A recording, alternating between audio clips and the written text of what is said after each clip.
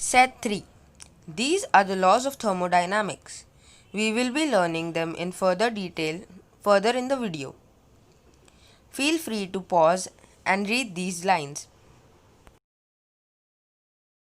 The zeroth law of thermodynamics states that if two thermodynamic systems are each in thermal equilibrium with the third one, then they are in thermal equilibrium with each other.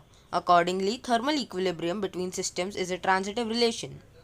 The first law of thermodynamics is a version of the law of conservation of energy, adapted for thermodynamic processes distinguishing between two kinds of transfer of energy as heat and as thermodynamic work and relating them to a function of a body's state called internal energy. Second law of thermodynamics, the entropy of an isolated system is not in equilibrium will tend to increase over time, approaching a maximum value at equilibrium.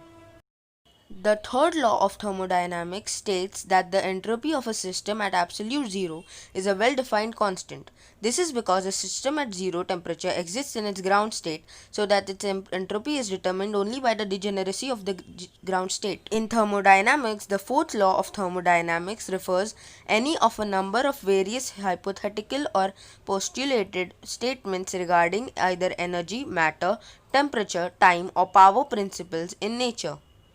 What are the laws of friction?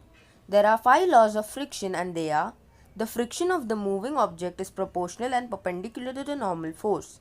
The friction experienced by the object is dependent on the nature of the surface it is in contact with.